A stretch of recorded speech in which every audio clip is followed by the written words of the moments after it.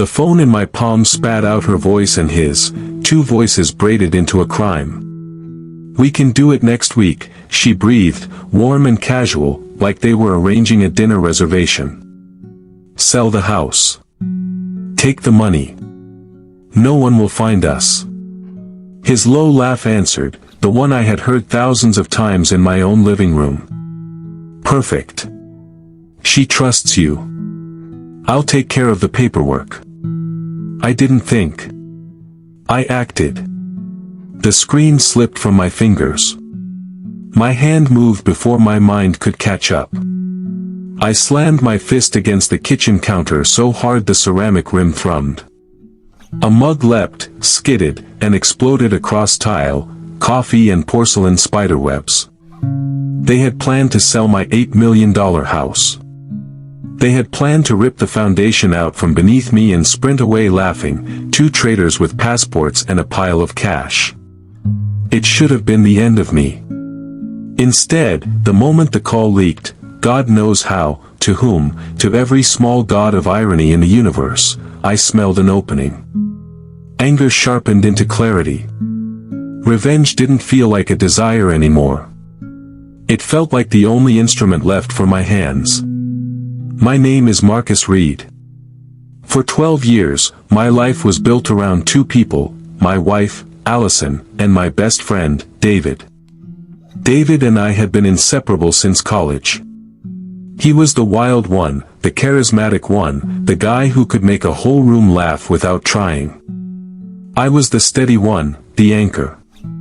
We balanced each other, and everyone said it was no surprise we stayed close long after graduation. He married Helen, my wife's old roommate. Allison adored Helen, and for years the four of us were practically fused together. Double dates. Christmas vacations. BBQs where laughter ran louder than the music. People said we looked like an advertisement for friendship and marriage. Then Helen joined the military. She was sharp, disciplined, and patriotic to her core. When the deployment orders came, she didn't flinch. Europe, indefinite posting. Duty first. That's when cracks began to show. At first, I thought Allison just missed Helen. I'd find her on the patio, scrolling her phone late into the night, smiling at old photos or chuckling at a text. I assumed she was keeping Helen company while she served overseas. But then, she grew different. Distant. Her laughter felt manufactured, her kisses on my cheek perfunctory. Some evenings, she'd vanish into the bedroom with her phone, shutting the door like a teenager. When I asked, she brushed it off, just tired, or, Helen needed to vent. I wanted to believe her. God help me, I chose to believe her. And then came the night she revealed what she really wanted. We sat across from each other at the dining table, the glow of the chandelier painting warm light on her skin. She cradled a glass of wine like it was a prop, rehearsed, waiting for her moment. "Marcus," she said softly, almost playfully, "have you ever thought about spicing things up?" I raised an eyebrow. "What do you mean?" Her lips curved into a smile that made my stomach tighten. "What if we tried something different? Something couples do when they trust each other completely. Like a spouse swap." The fork froze halfway to my mouth. "A what?" "You know," she pressed, leaning closer. "David and me. You and Helen. She's away most of the year, anyway. Think about it, it's harmless, adventurous, and fair." Her voice was smooth, but her eyes betrayed something darker. It wasn't a suggestion. It was a test. A manipulation. I stared at her, stunned. "Are you out of your mind? You're talking about my best friend's wife, your friend. Do you hear yourself?" She laughed, a sharp sound. "Don't be so dramatic. We're all adults. Nobody gets hurt. Everyone gets what they need." My stomach churned. This wasn't a fantasy. It was a cover. A way to normalize whatever she had already started with David. She wasn't asking for adventure. She was asking me to bless her betrayal. I slammed my fork down, anger scorching through me. If you ever mention that again, Allison, I'll walk out and won't come back. She only shrugged, swirling her wine like I was the one being childish. That was the night I realized something terrible. My wife wasn't just drifting. She was plotting. And a week later, the phone call proved just how deep the rot went. The night of the leak replayed in my head like a looped nightmare. Allison's voice, silky and casual, mingling with David's chuckle. The words burned themselves into my skull. We'll sell the house. 8 million split between us, cash in hand. No one will ever find us.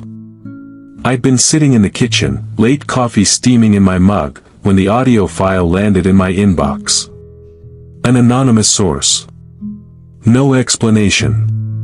Just a single message, you need to hear this. And I did.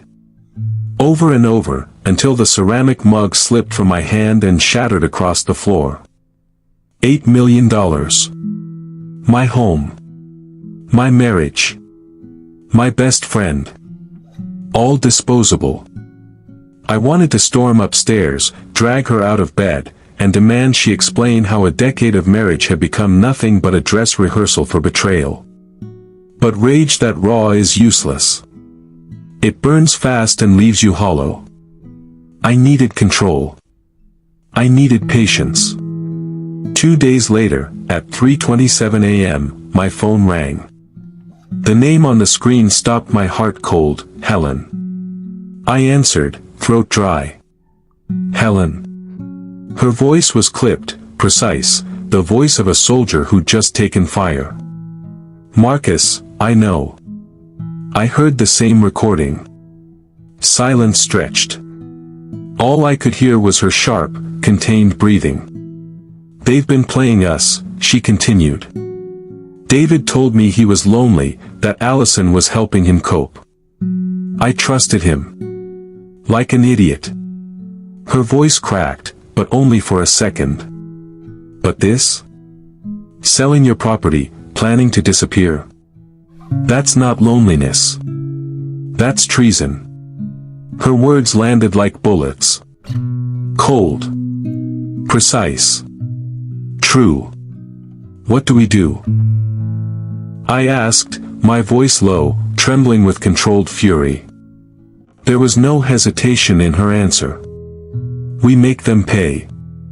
Helen came back on emergency leave.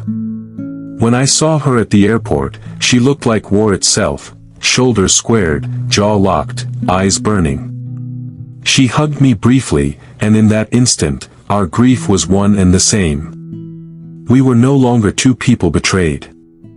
We were two people armed. We sat in the corner booth of a diner at 2 a.m., fluorescent lights buzzing above us, cold coffee between us. I've been tracking David's accounts, she said, sliding a folder across the table. Bank transfers. Emails. Drafted property documents.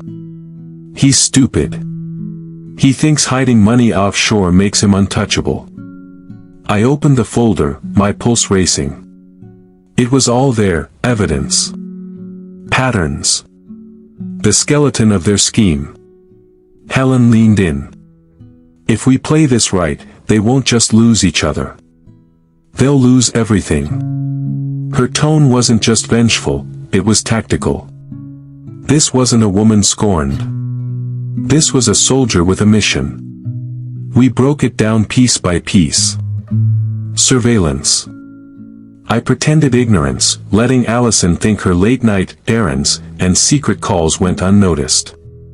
Helen used her military contacts to monitor David's movements from afar. Evidence.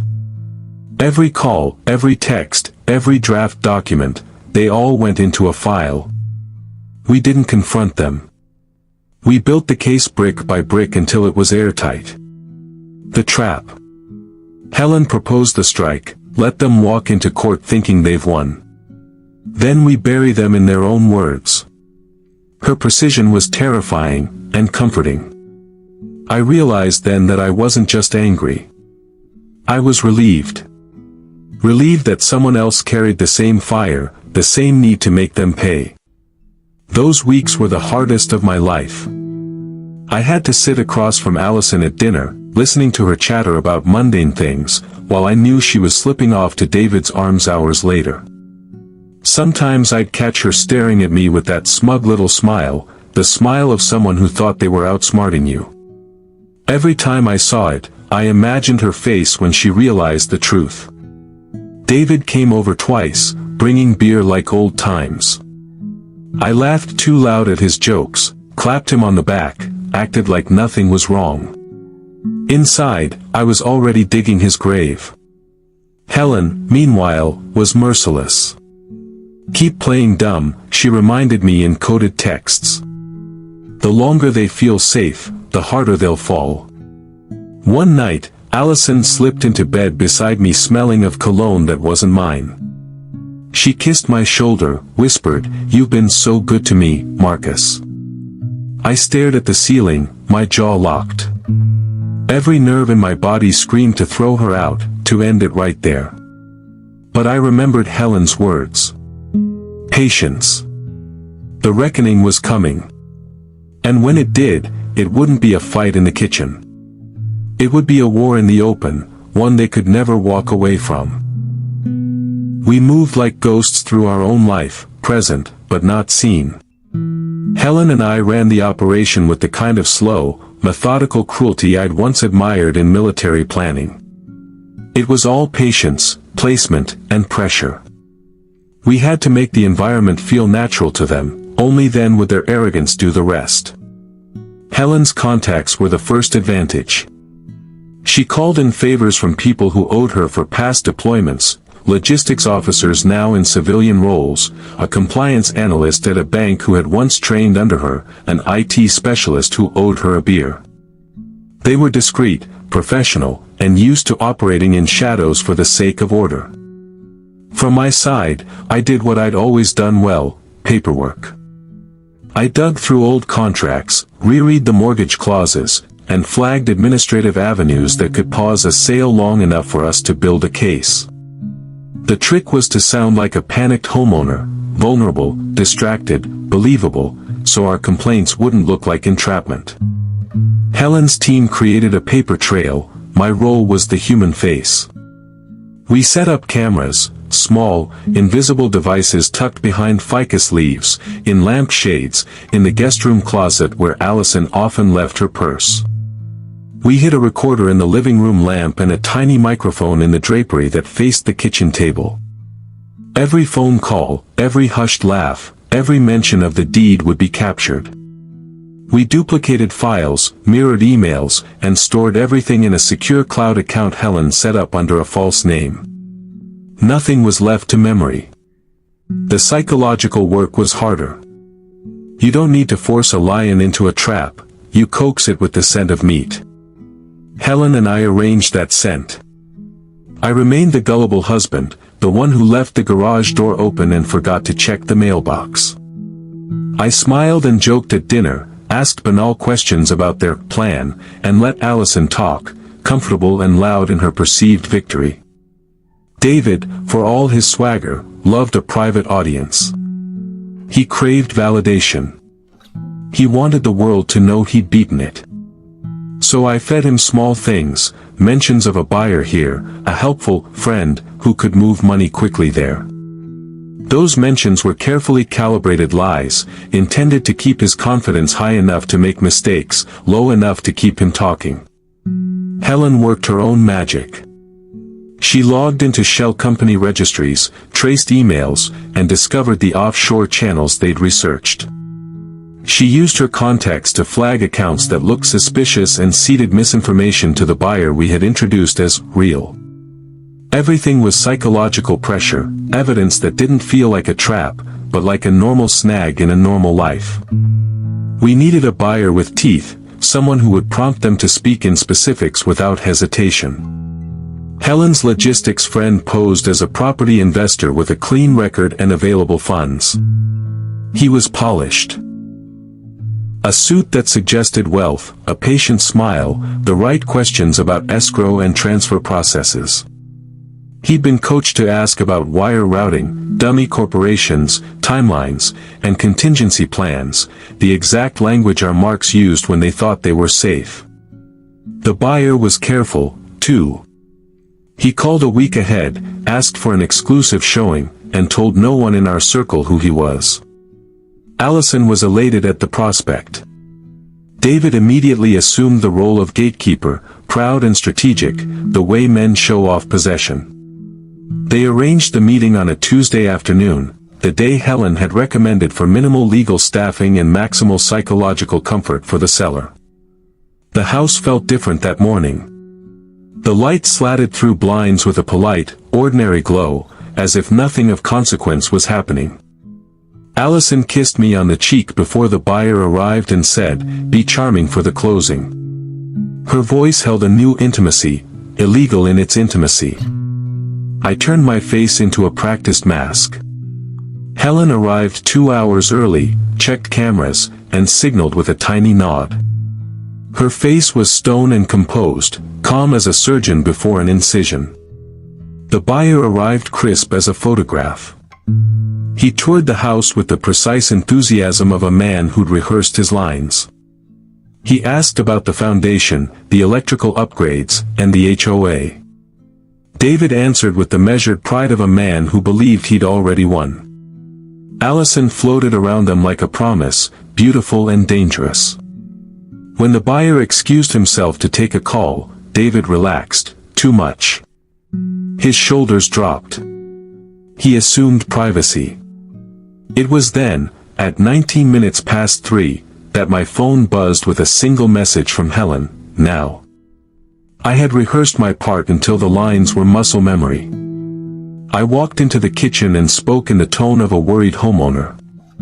"Have you guys sorted the wire routing?" I asked casually, sliding into the room like a man worried about his garden hose. The buyer, flattered at the apparent connection, smiled too widely. "Yes, we have an offshore liaison who'll expedite the transfer. It'll be cleared in 48 hours. We just need signatures and a transfer confirmation." He named the bank and the routing like it was a familiar recipe. David's eyes gleamed at the mention of speed and secrecy. He relaxed further, he'd rehearsed this part in his head 1,000 times. Allison laughed softly and said, "We'll coordinate it. Marcus trusts us. We've got it covered." Everything we needed was falling into silent place. Helen's contact, a compliance analyst, phoned the buyer's bank with a carefully worded concern. He hinted at irregular documentation and offshore red flags in the transaction. The compliance team, trained to stop at the smell of anything unusual, asked for documents and held the wire pending verification. It was a bureaucratic move, clinical and absolute. Money cannot move when the law signals it shouldn't. David's face drained color as minutes ticked away. The buyer, embarrassed and suddenly exposed, muttered about paperwork and walked out of the house with a stiffness that carried both defeat and shame. Allison's laugh evaporated, replaced by the tightness of a smile that doesn't reach the eyes. They believed they were still in control. They begged, plotted, tried alternative routes. Every attempt slammed into a wall we had built, flagged emails, recorded calls, timestamps proving intent. Each failed maneuver peeled away another layer of the confidence that had kept them bold. Weeks of pressure left them fragile, and humans do what humans always do when fragile, they fantasize about a miraculous rescue. David invited the buyer back in a last attempt to charm and cajole, drunk on the idea he could smooth the edges. He wanted to close the deal with personal charisma, to make the buyer forget the bank's concern. They drank. They relaxed. They boasted. The recording devices did their work, every boast captured, every confession saved. David spoke plainly about moving us, about slipping out while Helen was gone. Allison laughed, her voice bright and incredulous at their luck. When we played the recording back to them, Helen sitting calm across from two people unraveling, their faces went hollow. The sound of their own treachery made it undeniable. Helen stood, and in a voice that was as quiet as a loaded gun, she said, "You're coming with me." David tried to blur the moment with practiced humor. Allison rose and stumbling, fled the room, the world she dreamed of burning with each step. We had everything we needed, word, recording, and witness, enough to force the slow machinery of law to move. We had trapped two people with nothing more lethal than their own voices and the patience to listen. They came in uniforms like a quiet thunder. It was late when the squad cars rolled up the drive, 2, then 3, lights gone dim so the neighbors wouldn't wake. Helen stood with me in the living room, hands folded, face composed in that brittle steadiness soldiers learn. She'd rehearsed the script in her head. I'd rehearsed how to look like a husband who'd been cheated on but was now calm enough to do the right thing. The officers moved with the mechanical courtesy of people who've seen every human collapse and learned how not to be surprised. They read David his rights while Allison paced like an animal on a ledge, a beautiful figure in a dress that suddenly looked absurd. David's eyes landed on me once, hungry, pleading, like a man asking forgiveness from a god he'd betrayed. He fought for a joke, it died behind his teeth. Then they led him away, the sound of the handcuffs like a bell tolling the end of a life he had been staging. After the handcuffs, the show began in earnest. I spent the next days and weeks in a world of filing cabinets, prosecutors' offices, and quiet meetings where people in suits said things like conspiracy, attempted fraud, and evidence. Helen and I sat across from a prosecutor who had the blunt efficiency of someone who'd spent too long in court. She read our files, the recordings, the emails, the timestamps, the bank holds. She didn't smile. She said, plainly, "This is prosecutable. The legal machine does not move like a human vengeance. It moves like an animal that chews, grinds, and swallows, slow and lethal." It required depositions, affidavits, and patience. I signed statements until my hand cramped. Allison wrote letters that I filed away without reading the lines that begged or pleaded. David's lawyer tried to paint the whole thing as entrapment, a cruel theater put on by a husband and a scorned wife. The judge did not like melodrama. The judge liked facts. And facts are merciless. When the recordings were played in pre-trial or among the prosecutor's circle, I watched faces, friends and neighbors, hiring agents and colleagues, shift. A few people who'd once laughed with them at parties stopped returning calls. Reputation has an economy of its own. It can be bankrupt in an afternoon.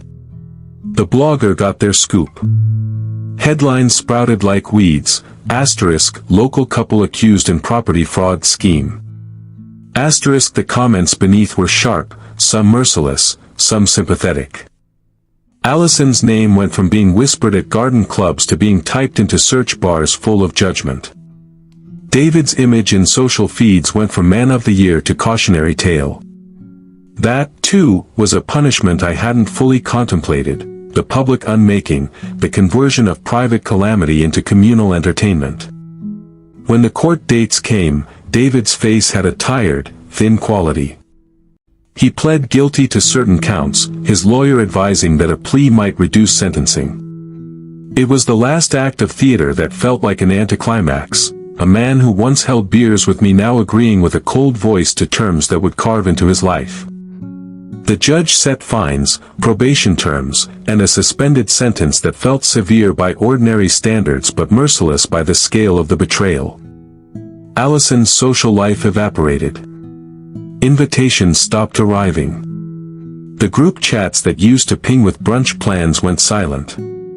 She tried to call Helen, wept in voicemail messages, begged for mercy. Helen, I learned, took none. "You had a plan to steal a man's home while I served," she said the day they finally spoke. You don't get to explain away theft as loneliness. Humiliation, it turned out, was a currency. They both paid with it. But the ledger of what had been lost extended beyond humiliation. Our friends fractured into camps, some offered me steady support, others chose to look away. The house, that expensive, gleaming thing, stayed in my name, its windows reflecting a life that had been rearranged by truth. I kept the keys, the title, and a strange emptiness in a home whose laughter had been bought and sold. There were nights that were small and ordinary, washing dishes, fixing a leaky faucet, mowing the lawn, that felt like therapy. Those tasks rebuilt me in ways I hadn't known I needed. I planted a small herb garden next to the back porch, basil, rosemary, and time pushed through dirt and offered a tiny, stubborn promise that growth is possible even after ruin. Allison left town. The last I saw of her, she was loading a small sedan with a suitcase, a duffel bag, and a box of things I'd left in the guest room. She drove away with the slow loneliness of someone expelled from their own life. David went to something like a halfway house, then to court-mandated programs.